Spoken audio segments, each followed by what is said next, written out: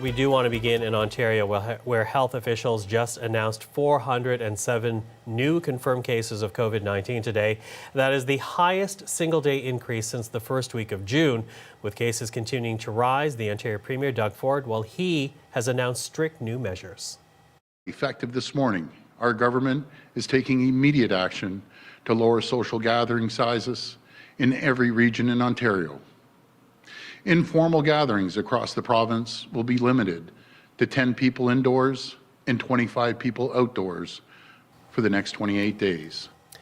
Okay, let's pick up on that point and bring in Laura McQuillan as she's on our top story today. Let's talk about these strict new measures, Laura, and the reasoning that we're hearing from government about them. Yeah, something Doug Ford has been repeating over and over for weeks now. Parties. Today, wild parties. We saw in the numbers today 71% of those new infections in people aged under 40, and that's the group that the government is really trying to get the message out to now with these restrictions on gathering sizes. Now, that includes anything that does resemble a party, like what we've seen at Toronto's Cherry Beach in recent weeks. Hundreds of people turning out with very little in the way of enforcement. Police officers standing around watching, but not making arrests. Very few, if any, bylaw tickets issued there as well.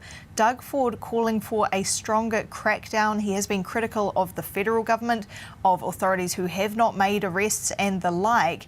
And today he was asked a question. Well, another type of gathering we've seen a lot of lately is protests. Black Lives Matter protests, but also anti-mask protests, especially in Toronto.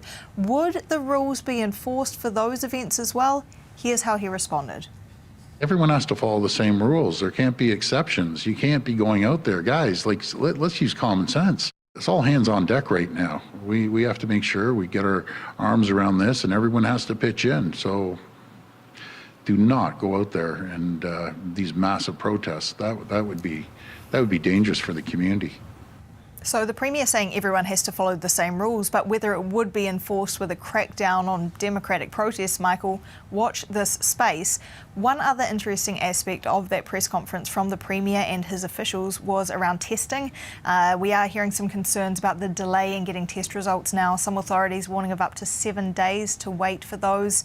And what we heard from the Health Minister today was that 39,000 tests, a new record taken yesterday, and the province is working to ramp up both the lab capacity but also get tests into pharmacies to free up those testing centres as well, and they hope to have more to say on that front in the coming days. Okay, so we'll keep listening to Ontario, but as we talk about these new numbers in Ontario, we should also point out that we're seeing a spike in COVID-19 cases in other provinces. Let's talk about Quebec and Alberta right now. Yeah, Quebec, 427 cases today. That's the highest number we've seen since May in that province. They had been floating around 300 a day in recent days, which was cause for concern in itself, but now leaping into the 400s. So we will be expecting to hear more from authorities in Quebec on that front when they do next speak publicly.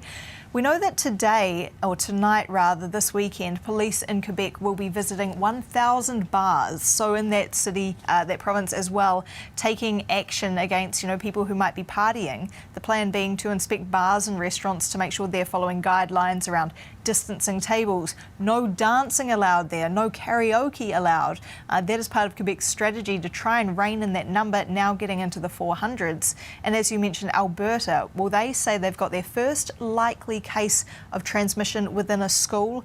It appears there that someone at Waverley School in Edmonton passed on COVID-19 to someone else. Whether they were students, teachers, staff, officials haven't said at this point.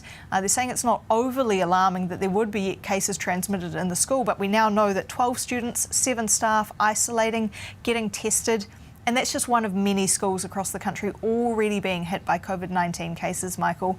Well, they're not necessarily spreading in schools. Cases are popping up, meaning classes have to be sent home to isolate, causing a lot of consternation for parents just after school restarted, giving them a lot of questions as well about the safety of being back at school, questions that we will, of course, continue to put to those officials in charge. Okay, Laura, thank you for the update.